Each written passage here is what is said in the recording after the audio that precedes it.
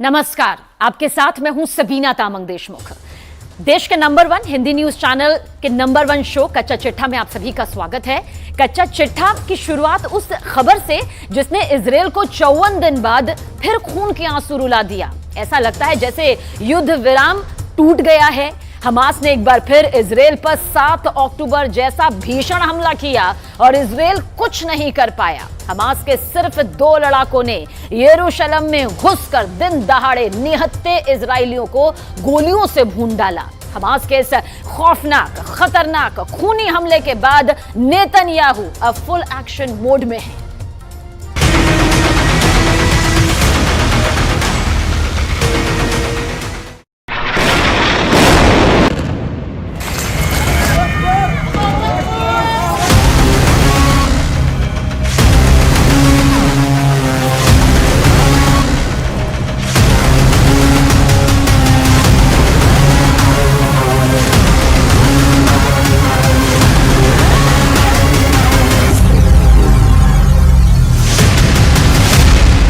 Hamas ने cease fire समझौते के चीथड़े उड़ा दिए।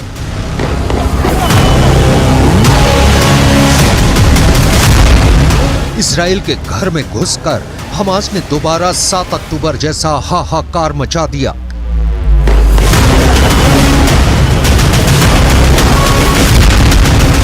हमास के अंदर का हैवान जाग उठा और इजराइल बस हाथ मलता रह गया।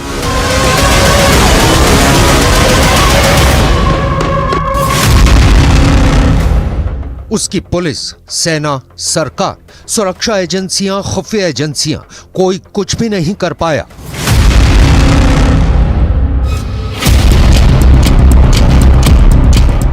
दिन शुरू ही हुआ था कि सुबह सुबह हमास के 2 लड़ाके गोला बारूद से भरी एक कार लेकर इजराइल के यरूशलेम के एक बस स्टैंड पर पहुंचे। वहां लोग बस के इंतजार में खड़े थे। तभी हमास के दोनों लड़ाके कार से उतरे और पिस्तौल और असॉल्ट राइफल से अंधाधुंध फायरिंग शुरू कर दी।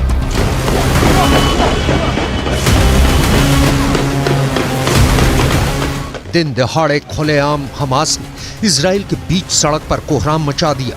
पूरे यरूशलेम में गदर मचा दिया। जो सामने दिखा, हमास के लड़ाकों ने उसे गोलियों से छलनी कर दिया। क्या बुजुर्ग, क्या जवान, हमास के लड़ाकों ने सामने खड़े हर इजरायली को बेरहमी से अपना निशाना बनाया। हमास के महज 2 हमलावरों ने इजराइल में चीख पुकार मचा दी। हमास ने यह हमला यरूशलेम में किया, उस यरूशलेम में जिसमें इजराइल की जान बसती है, जिसे इजराइल अपनी राजधानी बताता है, जिसके लिए इजराइल मरने मारने के लिए तैयार रहता है। उस यरूशलेम शहर की ठीक एंट्री पर घुसकर हमास ने कत्लेआम मचा दिया।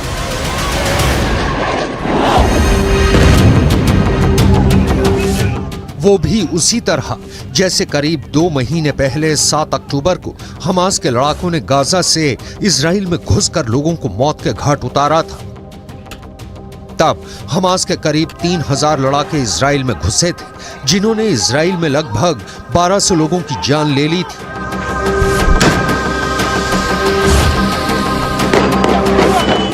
मगर इस बार हमास ने अपने सिर्फ 2 लड़ाके भेजे, जिन्होंने इजराइल में 3 लोगों को मौत की नींद सुला दिया।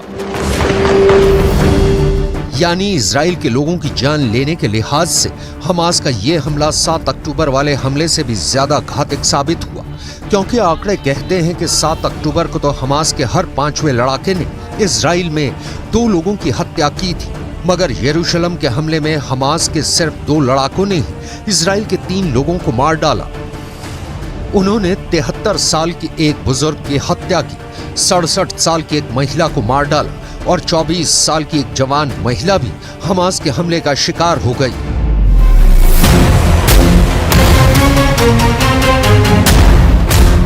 हमास ने गाजा की सुरंगों से निकलकर इजराइल की सड़कों पर खूनी कोहराम मचाना शुरू कर दिया है और इजराइल के प्रधानमंत्री बेन्यामिन नेतन्याहू इस हमले से पहले हमास पर हमला करने के लिए बड़ी बड़ी तैयारियां करने के दावे कर रहे थे। वो इजराइल के लोगों को कह रहे थे कि बस एक बार हमास के चंगुल से सभी बंधक निकल जाएं, फिर इजराइल हमास पर वो बिजली गिराएगा कि किसी को हमास के वजूद के सबूत ही नहीं मिलेंगे।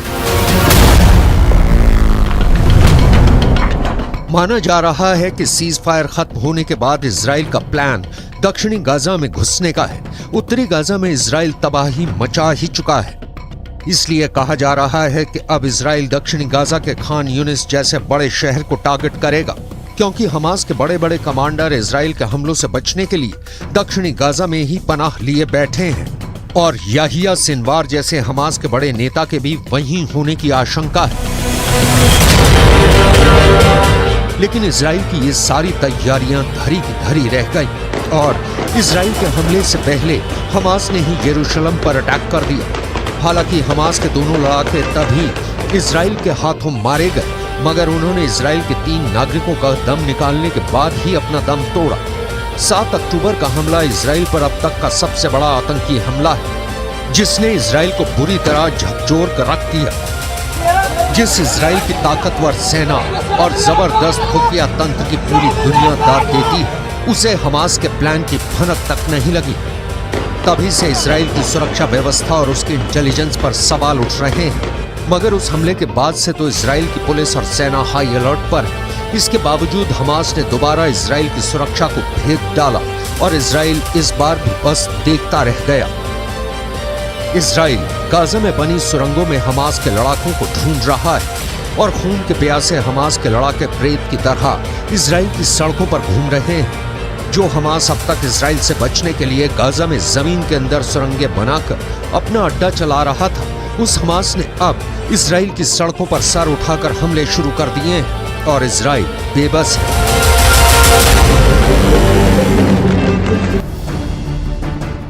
इजराइल बस सीज फायर की धूनी रमाने में लगा है। हमास की कैद से बंधकों को छुड़ाकर अपनी पीठ थपथपाने में लगा है, लेकिन वो अपने उन नागरिकों की ही हिफाजत नहीं कर पा रहा जो खुद इजराइल में मौजूद हैं। इजराइल हमास की कैद में रहे करीब 240 बंधकों की सुरक्षा की बात कर रहा है, उन्हें इजराइल लाने की बात कर रहा है और हमास इजराइल में घुसकर ही लोगों को मौत के घाट उतार रहा है। नेतन्याहू धमकी पर धमकी दिए जा रहे हैं कि उन्होंने भले ही सीज फायर किया है, लेकिन इजराइल की जंग खत्म नहीं हुई है। उसकी जंग जारी है और तब तक जारी रहेगी जब तक हमास मिट्टी में नहीं मिल जाता। אנחנו עושים כל מאמץ להחזיר את חטופינו ובסופו של דבר נחזיר את כולם. יש לנו 3 יעדים במלחמה הזאת: לחסל את החמאס, להחזיר את כל חטופינו.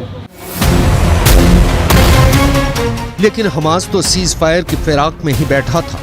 इजराइल सीज फायर में सुस्त पड़ गया, लेकिन हमास ने साजिशें बुनना बंद नहीं किया। वो इजराइल से बदला लेने की प्लानिंग में जुटा रहा। उल्टा इजराइल ने हमास के साथ सीज फायर एक दिन के लिए और बढ़ा दिया और सीज फायर बढ़ते ही हमास ने अपना रंग दिखा दिया। उसने बिल्कुल सोची समझी साजिश के तहत यरूशलेम पर धावा बोला और इजराइल की चूलें हिलाकर रख दी। यरूशलेम पर अटैक हमास की बहुत बड़ी कामयाबी है, ऐसी कामयाबी जो उसे 7 अक्टूबर को भी नहीं मिली थी। 7 अक्टूबर को हमास यरूशलेम तक नहीं पहुंच पाया था, मगर इस बार उसने यरूशलेम में खून खराबा किया, क्योंकि यरूशलेम को इजराइल अपनी राजधानी बोलता है, जबकि फिलिस्तीन भी पूर्वी यरूशलेम को अपनी राजधानी बनाना चाहता है। मगर इजराइल पूरे के पूरे यरूशलेम पर कब्जा किए बैठा है। इजराइल और फिलिस्तीन के बीच यरूशलेम विवाद की जड़ है। इसलिए हमास ने उसी यरूशलेम पर हमला किया और इजराइल को चेतावनी दे डाली कि उसके यरूशलेम पर राज के दिन अब लदने वाले हैं।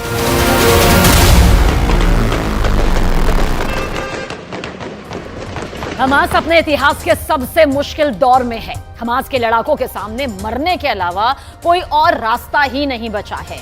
हमास को अब तक सबसे बड़ा धोखा मिला ईरान, जिसके दम पर हमास अब तक उछल कूद मचा रहा था, और हिजबुल्लाह, जिसने हमास का साथ देने का पूरा वायदा किया था। दोनों ने इस महायुद्ध में हमास का साथ देने से इनकार कर दिया।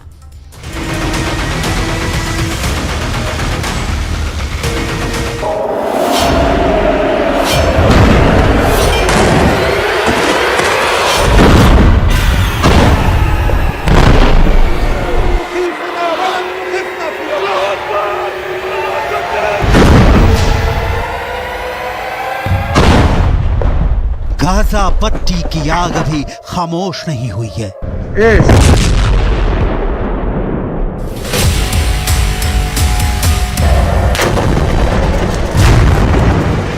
गाजा के आसमान का धुआं अभी छटा नहीं है।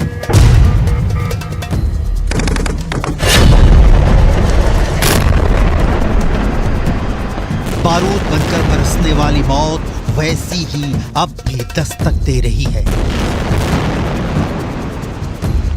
सीज़फायर की तारीखों के बीच गाजा की गलियों में अब भी सांस तोप के गोले के एक्शन पर आ रही जा रही है।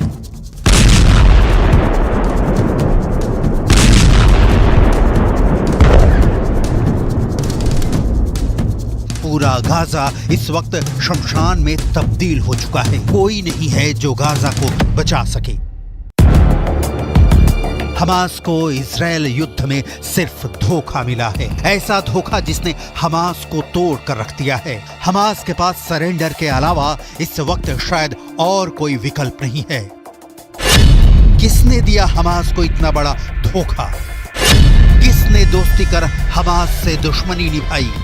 पहले युद्ध में साथ देने का वादा किया और वक्त आया तो पीठ दिखाकर भाग निकला।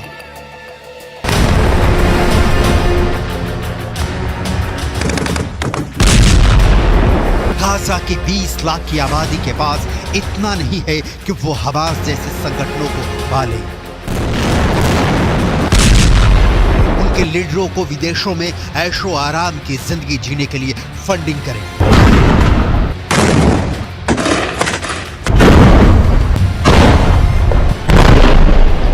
ये ईरान है, हिजबुल्लाह है, जो हमास को फंडिंग करते हैं, ट्रेनिंग देते हैं, हथियार देते हैं, जिनके दम पर हमास इजराइल पर 7 अक्टूबर जैसा क्रूर हमला करता है।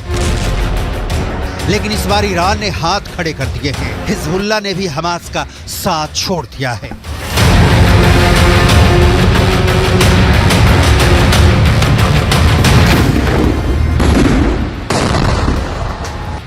क्यों ईरान ने छोड़ दिया हमास का साथ? क्यों हिजबुल्लाह ने भी छुड़ा लिए हमास से हाथ?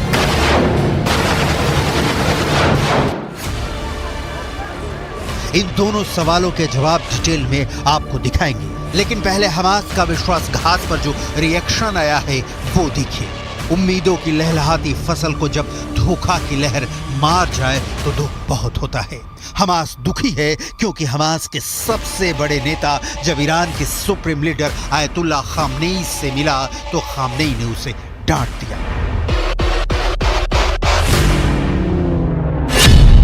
तेहरान में सुप्रीम लीडर आयतुल्लाह खामनेई ने कहा कि हमास ने इजराइल पर भीषण हमले के पहले ईरान को जानकारी क्यों नहीं दी।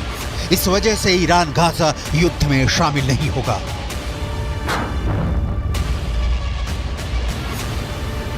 ईरान जानकारी नहीं होने के पीछे जो छिपा रहा है वो कोई छोटी मोटी बात नहीं, बल्कि खौफ है। यह खौफ अमेरिका का है।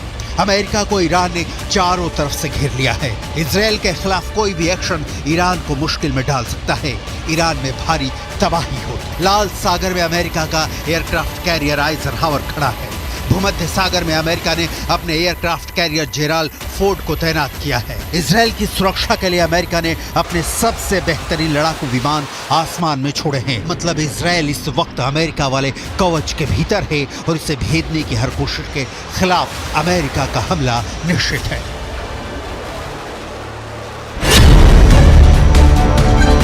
तो बात यह है कि ईरान डर गया है।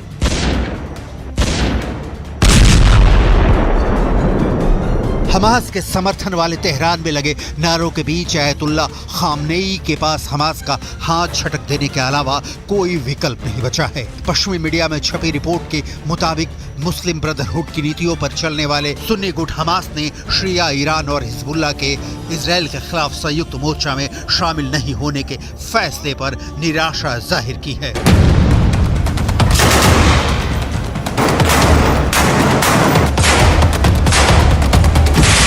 रिपोर्ट में कहा गया है कि हमास पूरे गणित को समझने में बुरी तरह से फेल रहा। गुलाम अली ईरान के खामनेई परिवार से ताल्लुकात रखते हैं। गुलाम अली की बेटी की शादी खामनेई के बेटे मुस्तफा से हुई है। गुलाम अली जो कुछ कह रहे हैं वो ईरान के सुप्रीम लीडर की सोच ही है कि खाड़ी की बड़ी शक्ति ईरान बड़े लक्ष्य की ओर देख रहा है। इजराइल चाहता है कि गाजा युद्ध अमेरिका के बीच जंग में बदल जाए ताकि इजराइल को गाजा पर कब्जा करने का मौका मिल जाए। ईरान के एक पूर्व विदेश मंत्री मोहम्मद जावेद जारिफ को सुनिए। हमारा फिलिस्तीनी विरोध आंदोलन को समर्थन देने का मतलब ये नहीं है कि हम उनकी तरफ से युद्ध लड़ेंगे। ईरान के इसी रुख को देखकर हमास के आतंकी भड़के हुए हैं। ये जो युद्ध विराम की बढ़ती डेट आप देख रहे हैं ये इसीलिए है क्योंकि हमास के पास कोई और विकल्प ही नहीं बचा। युद्ध में नहीं कूदने का ऐलान कर ईरान ने बहुत सोची समझी कूटनीति पर काम करना शुरू कर दिया है। एक्सपर्ट का कहना है कि बेशक जंग में नुकसान तो दोनों ओर का ही होगा, लेकिन अगर इस युद्ध से किसी को फायदा मिलेगा तो वो सिर्फ ईरान होगा।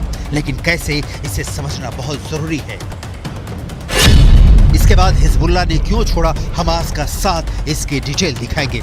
इजराइल गाजा में जितनी तबाही मचाएगा ईरान को फायदा होगा।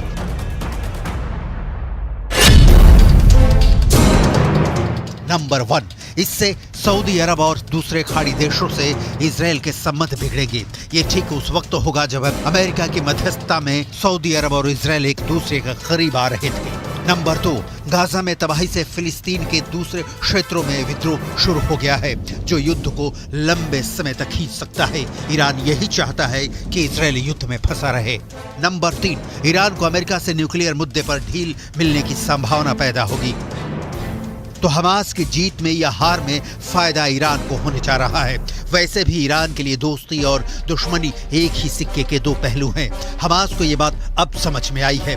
ईरान इजराइल या अमेरिका का जानी दुश्मन रहा है और इसका बीज पड़ा 1979 में जब ईरान में तख्ता पलट हुआ, जिसे ईरान की इस्लामिक क्रांति कहा जाता है।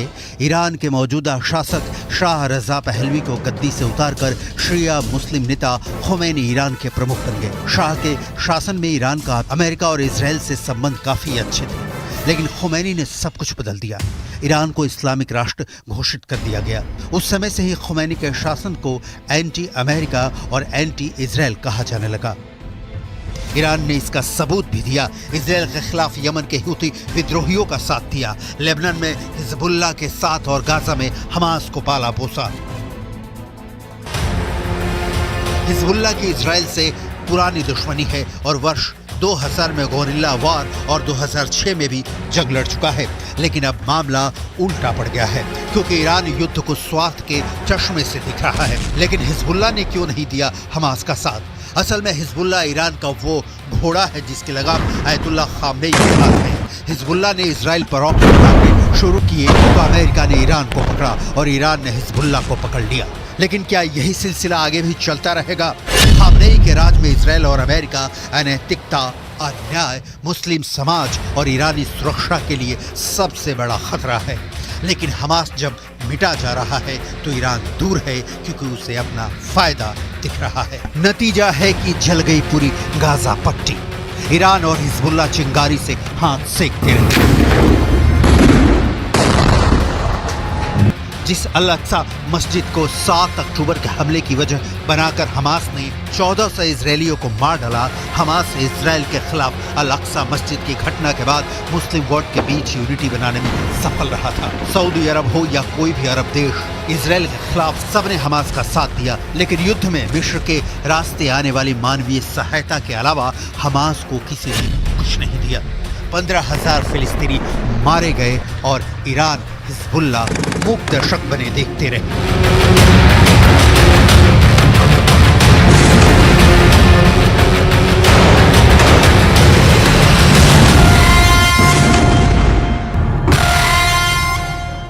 ईरान ने ये फैसला कर लिया है कि अगर हमास फेल भी हो गया, नाकाम हो गया, तो वो इजराइल को किसी भी कीमत पर छोड़ेगा नहीं। ईरान ने रूस को ऐसे हथियार यहां पर मिलने वाले हैं जिनसे पहला हमला इजराइल और अमेरिका के अड्डों पर किया जाना फाइनल भी हो चुका है।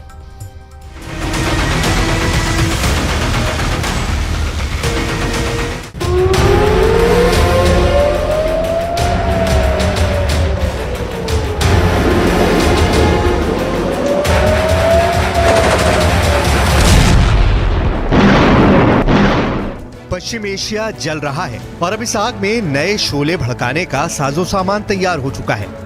इजराइल और अमेरिका के लिए बहुत बुरी खबर ईरान से आई है। ईरान को मिलने जा रहा है सुखोई 35 फाइटर जेट और Mi-28 अटैक हेलीकॉप्टर। रूस से दोनों हथियार मिलने जा रहे हैं।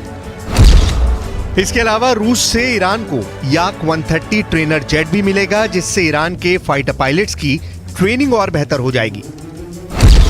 सवाल है कि ये ताकत मिलने के बाद अब इजराइल से कैसे टकराएगा ईरान। पश्चिम एशिया में ईरान की फाइटर गोलाबंदी शुरू हो चुकी है।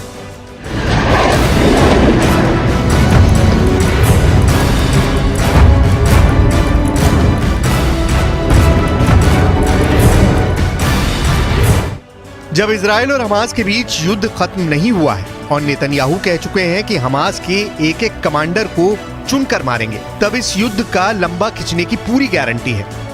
गाजा की आग कैसे पूरे पश्चिम एशिया को जला सकती है, इसका 1 महीने का ट्रेलर पूरी दुनिया ने देखा है। 15,000 लोगों की मौत तो सिर्फ शुरुआती कही जा सकती है, क्योंकि इजराइल का बॉम्बिंग मिशन अब गाजा से निकलकर बाहर भी जा सकता है और इसका सबसे बड़ा टारगेट अगर कोई बन सकता है तो वो है ईरान और साथ में वो मिलिशिया जो ईरान के साथ है। इसीलिए सुखोई 35 और Mi-28 अटैक हेलीकॉप्टर को लेकर रूस और ईरान की डील पर पूरी दुनिया में चर्चा हो रही है। सवाल है कि सुखोई 35 जैसे लॉन्ग रेंज फाइटर के टारगेट पर कौन सा देश होगा? क्या इस फाइटर जेट के टारगेट पर खाड़ी में अमेरिका के अड्डे होंगे या फिर ईरान अब इजराइल पर हमले के लिए तैयार हो रहा है?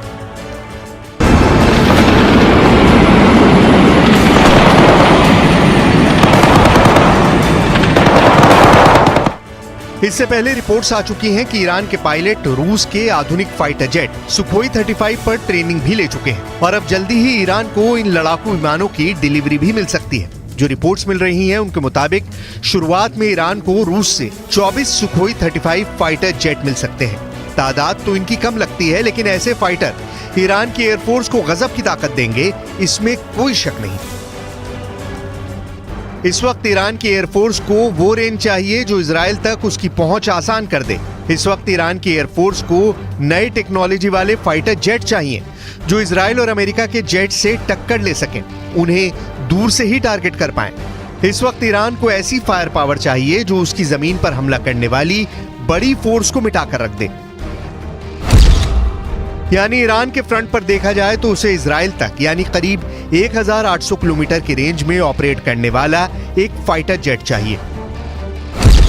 सुखोई 35 के आने से ईरान की जरूरत काफी हद तक पूरी हो जाएगी। साथ में उसे अपने समुद्री मोर्चे पर घुसपैठ करने वाली फोर्स को रोकने के लिए अटैक हेलीकॉप्टर भी चाहिए और उसकी ये डिमांड Mi-28 जैसा अटैक हेलीकॉप्टर पूरी करेगा।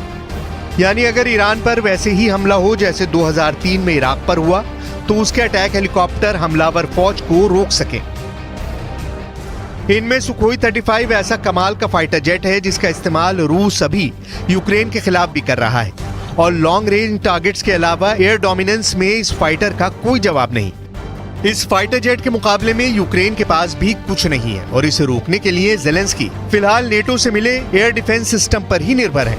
इसीलिए सुखोई 35 और इसकी फायर पावर की कुछ खास बातें जान लीजिए। आपको इस वेपन सिस्टम के टारगेट समझ में आ जाएंगे। रूस अब सुखोई 35 की बहुत ही आक्रामक मार्केटिंग भी कर रहा है। सुखोई 35 चौथी जनरेशन के आगे का लड़ाकू विमान है। सुखोई 35 बहुत ज्यादा खतरनाक है। इसमें passive electronically scanned array radar लगा है जो 400 किलोमीटर के दायरे में टारगेट को पहचान सकता है। कुल मिलाकर ये भारत के सुखोई 30 MKI का आधुनिक रूप है जिसमें ज्यादा मजबूत इंजन है। ये थ्रस्ट वेक्टर कंट्रोल के साथ क्लोज एयर कॉम्बैट में दुनिया का सबसे बेहतरीन जहाज कहलाया जाता है। इसकी सटीक बॉम्बिंग सीरिया और यूक्रेन में मिसाल बन चुकी है। ये वो फाइटर है जिसने सीरिया में ISIS की कमर तोड़ दी। ये वो लड़ाकू विमान है जिसे पुतिन का अहंकार बताया गया, जिस फाइटर को दुनिया की कई एयरफोर्स खरीदना चाहती है। रशियन एयरफोर्स के पास अभी 100 से ज्यादा सुखोई 35 है। ये यूक्रेन में पुतिन के स्पेशल एयर ऑपरेशन का सबसे अहम हिस्सा या कहें रूस के एयर स्ट्राइक मिशन का लीडर बना हुआ है। 2024 तक रूस की एयरफोर्स को ऐसे 30 और जहाज दिए जाने की तैयारी है इसीलिए कहा जा सकता है कि रूस का ये जहाज बहुत स्पेशल है, जो ईरान के एयरफोर्स की मौजूदा फायर पावर को कई गुना बढ़ा देगा। चीन ने भी इसी फाइटर जेट में भरोसा दिखाया है। चीन अब तक सुखोई 35 का सबसे बड़ा ग्राहक रहा है। उसके पास ऐसे 24 जहाज हैं।